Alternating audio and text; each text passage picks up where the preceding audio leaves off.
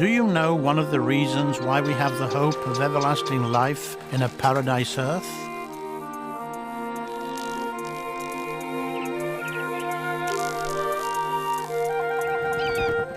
A young boy who trusted in God was a key to our hope.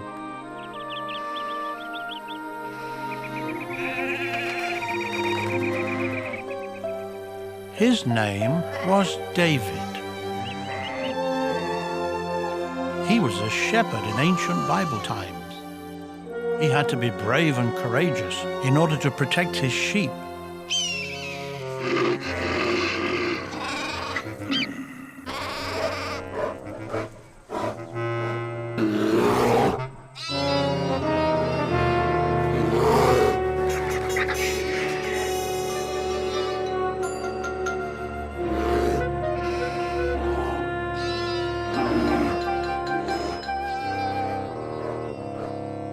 Once, David had to fight with a wild bear.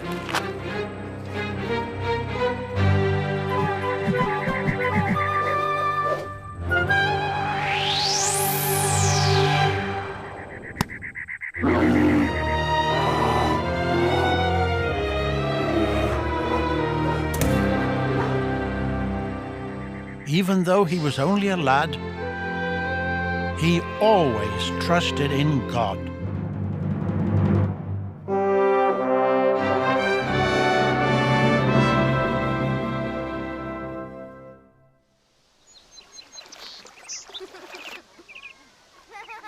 About 1,000 years before Christ, during the reign of King Saul, village life was very simple.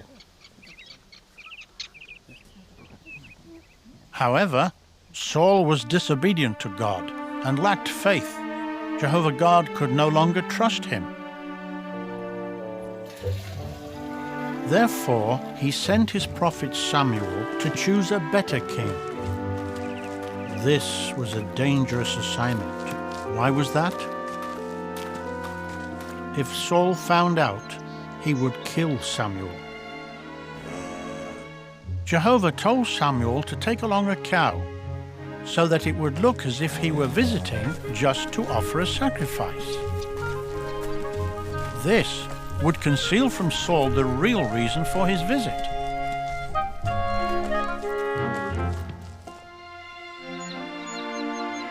Samuel finally arrived at Jesse's house in Bethlehem.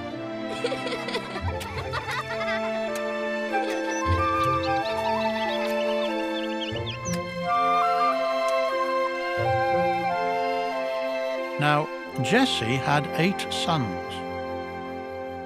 When Samuel saw the eldest son, Eliab, who was tall and impressive, he thought, "Surely this is the one I should choose." But Jehovah warned Samuel, "Do not be fooled by appearances. I see the real man on the inside." Samuel went looking at 6 more of Jesse's sons. But Jehovah did not choose Abinadab, nor Shammah, nor any of the others. "Well," asked Samuel, "are these all the boys?" Jesse said that there was only the youngest son, David, who was out caring for the sheep. "Bring him in," Samuel said.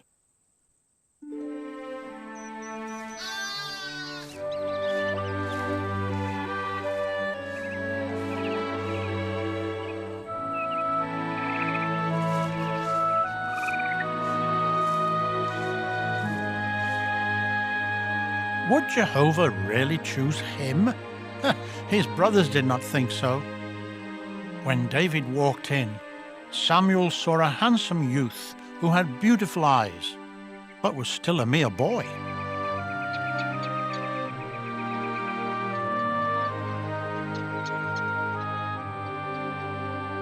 To everyone's surprise, Jehovah said to Samuel, "This is the one who will put his trust in me. Anoint him to be the next king."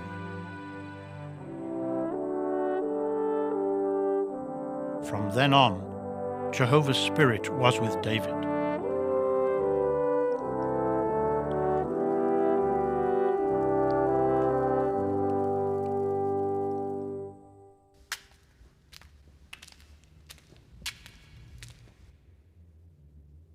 Meanwhile, in the king's palace, the servants were trying to please irritable King Saul.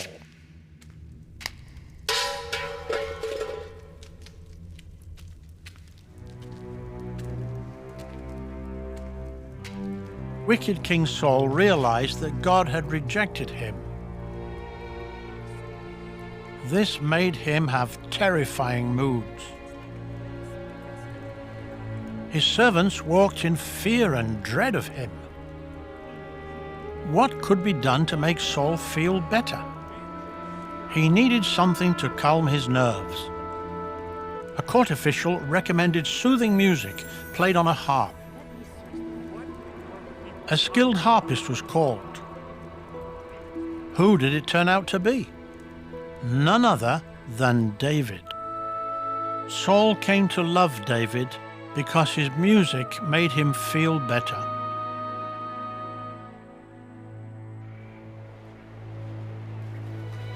Eventually, Saul went to war against the Philistines, longtime enemies of Israel who hated Jehovah God. The Israelite army camped in the valley of Elah.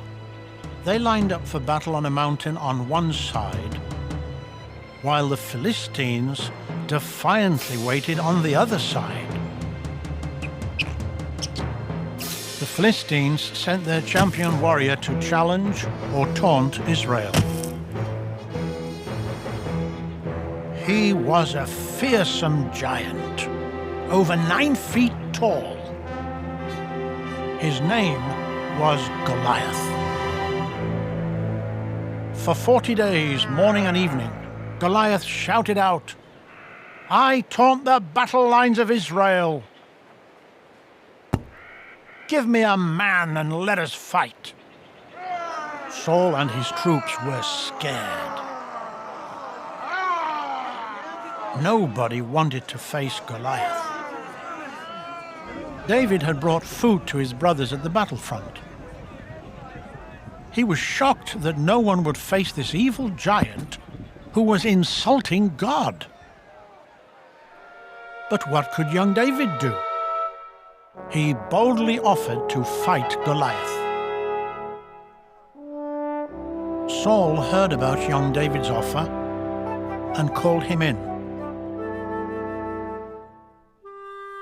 Putting his trust in God, David said, "Don't be afraid. I will fight this Philistine."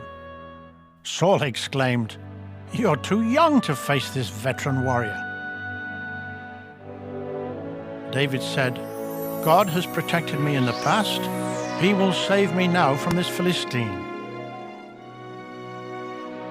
Goliath must die, for he has taunted the living God, Jehovah." So what did David use as weapons? His shepherd's staff, 5 smooth stones, and his trusty sling. That is all.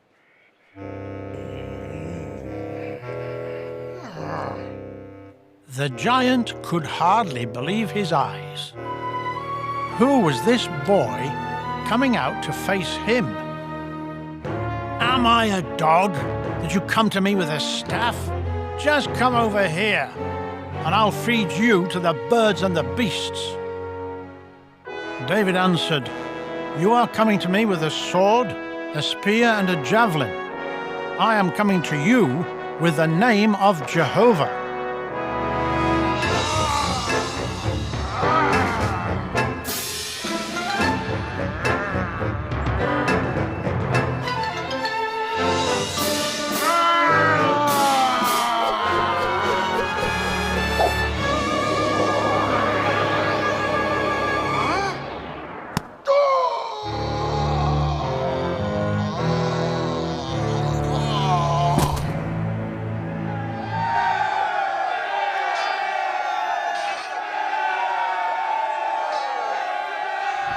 The Philistines panicked and fled. The God of Israel had triumphed at the hand of a mere shepherd boy.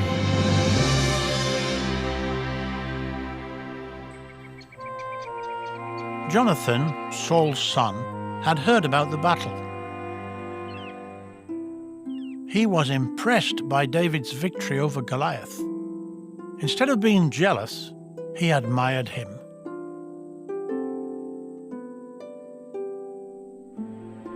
They became the very best of friends.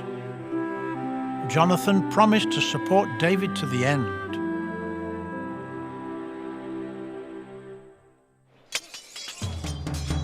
Sometime after David defeated Goliath, Saul put David in charge of the men of war.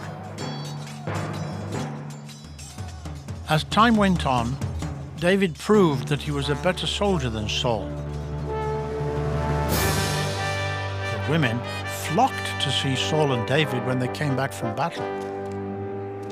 They greeted them with song and dance, crying out, "Saul has struck down his thousands, and David his tens of thousands." Saul was furious at such a comparison. He got jealous and angry and began to turn against David. He did not trust him. So Saul began to scheme to have David killed.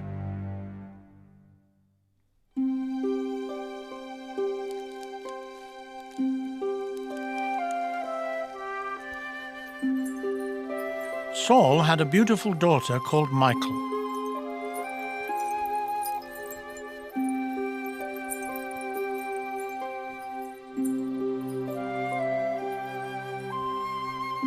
Although Saul did not know it, she was in love with David. Saul's servants realized that she wanted to marry him. When Saul found out about Michal's affection for David, he at last saw his chance to do away with him. Through his servants, Saul made David an offer. He would let David marry Michal if he would kill 100 Philistines. Saul hoped that the Philistines would kill David instead. David took up the challenge, and with his few men, he went out and killed not 100, but 200 of the Philistines.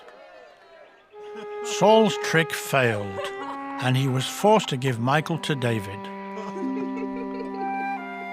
It was clear that Jehovah was supporting David. This made Saul very afraid. From now on, he would be David's worst enemy. However, Saul still needed David's soothing music. But not for long. Saul's hatred became very clear.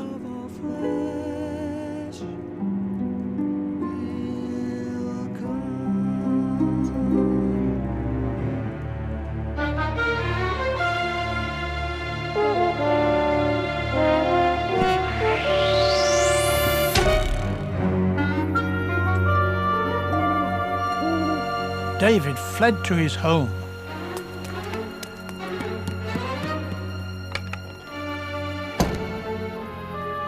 Michal warned him, "If you don't run away tonight, tomorrow you'll be dead."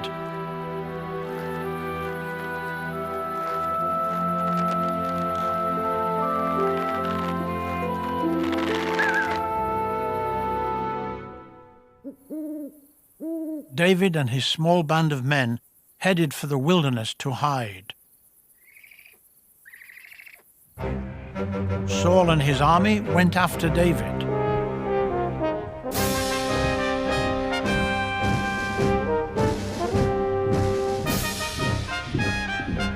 David was forced to flee deeper and deeper into the wilderness. What unknown dangers lay ahead?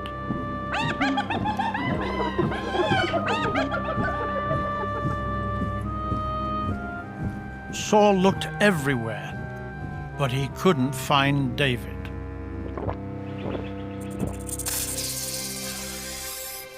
But he was determined to destroy him.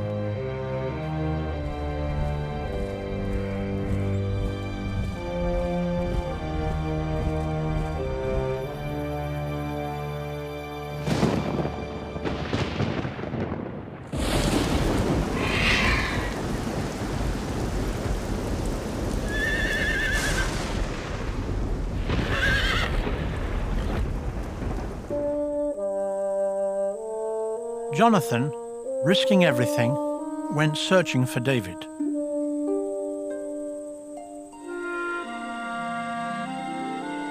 He hoped to encourage him. Finding him was no easy task.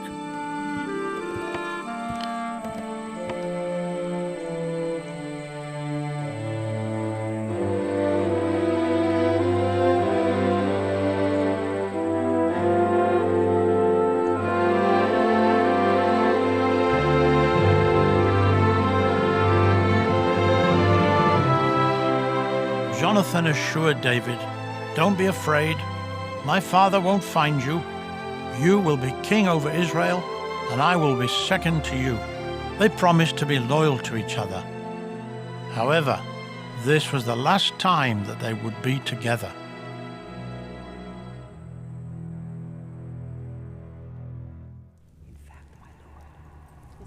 In time, Saul found out where David was hiding. With 3,000 of his best men, he closed in on David.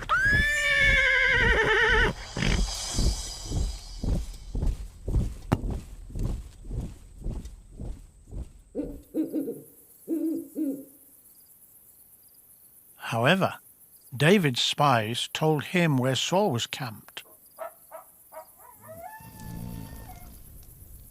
So David crept up on him at night with his bold nephew Abishai.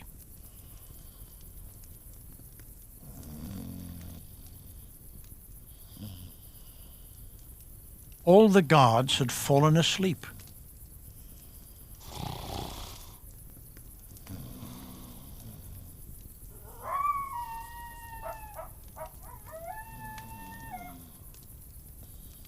David found Saul sleeping soundly in the middle of the camp. Abishai, eager to kill Saul, whispered to David, "Let me please pin him to the earth with a spear. Once will be enough." David said, "No, I would never think of harming Jehovah's anointed king. Instead, let's take his spear and water jug and then get out of here."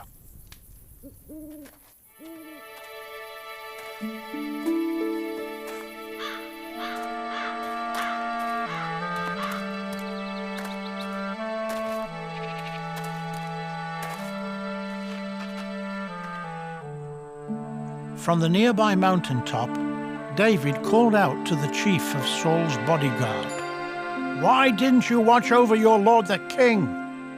Someone could have killed him. Look, I have the king's spear and water jug."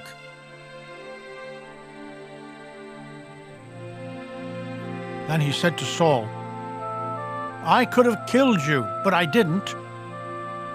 I trust Jehovah to respect my life and protect me from all my enemies."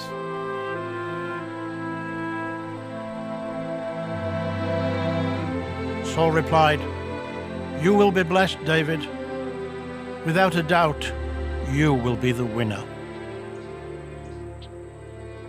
With that, David left, and Saul returned home.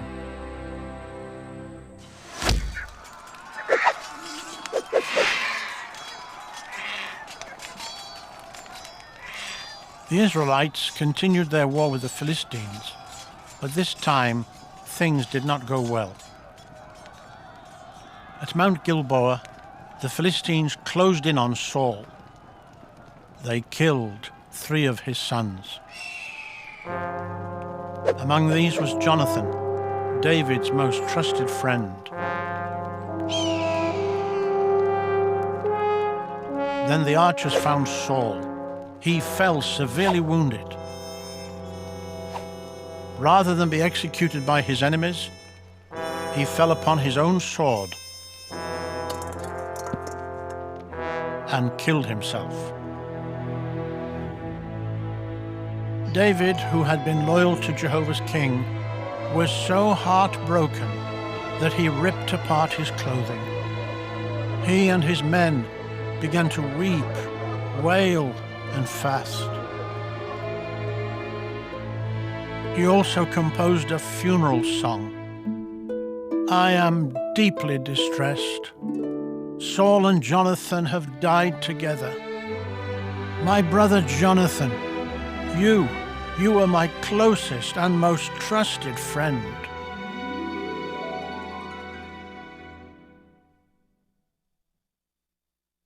Years later, God's promise came true when David, who had trusted in Jehovah, was crowned as king over all Israel. David later built his palace in Jerusalem, which came to be called the City of David. He loved Jehovah's worship so much that he had the Ark of the Covenant brought to Jerusalem. The Ark was a sacred chest covered in gold and used in worship of Jehovah. It had been kept outside the city.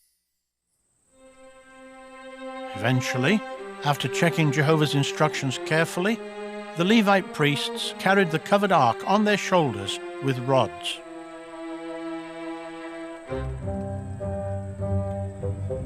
With music and rejoicing, they brought the ark to a tent in Jerusalem.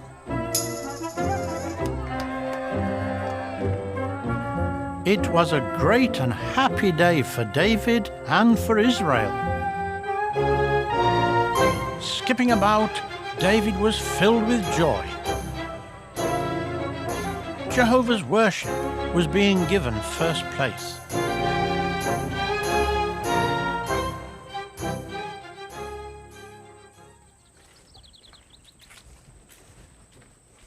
David was happy and secure in his royal palace, but he realized that the Ark of the true God was in a simple tent.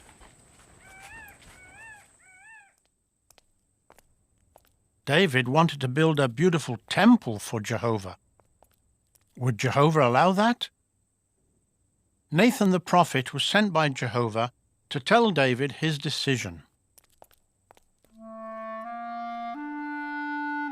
However, to David's surprise, Nathan told him that as a man of war, he would not build the temple.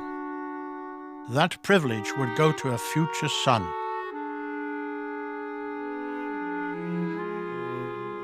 David was clearly disappointed.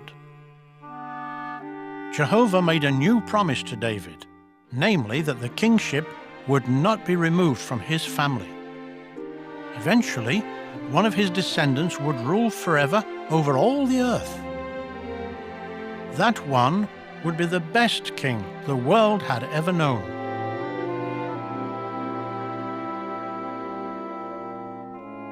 However, sometime later, David entered into perhaps the saddest part of his life.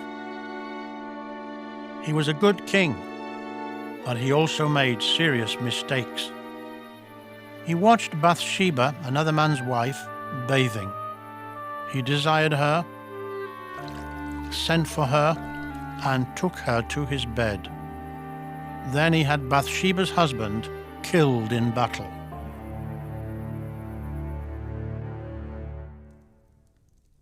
Jehovah sent Nathan to David to tell him how badly he had sinned. Because of the kingdom promise, he would not lose his life, but Jehovah would punish him severely. David showed that he was very sorry for what he had done. With tears, he wrote in Psalm 51, "Show me favor, O God, according to your loving kindness. Against you I have sinned, and what is bad in your eyes I have done." Jehovah forgave David for his serious sins.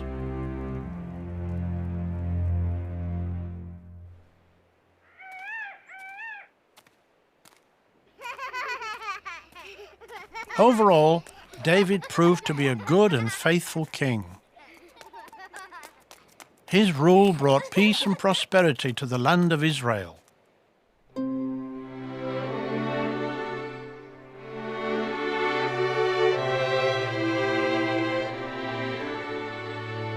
Toward the end of his life, David reminded his son Solomon, who was to be the next king, of the valuable lessons he had learned in life. trust in Jehovah even when the challenges seem too great to overcome. Be strong and trust in Jehovah, even if you have to wait for God's promises to be fulfilled. Walk in God's ways and admit your mistakes. Never stop serving the true God and trusting in Him.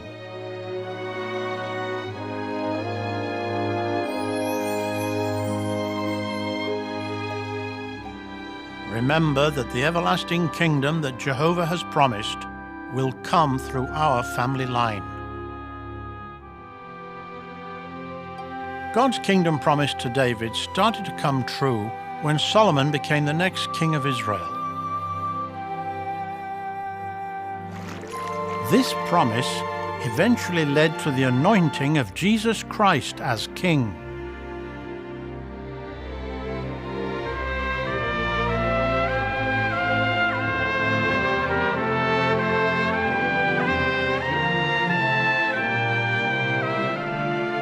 Jesus, now ruling from the heavens, is the rightful ruler over all the earth. He will reign over a global paradise.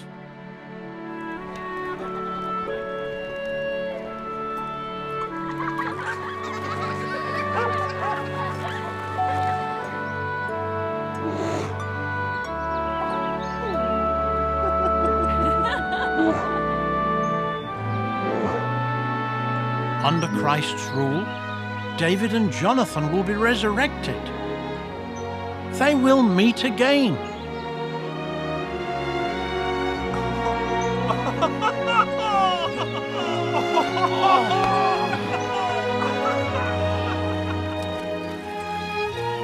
If you want to be blessed like David, keep on serving Jehovah faithfully. Then you will receive everlasting life with David and Jonathan in God's new world.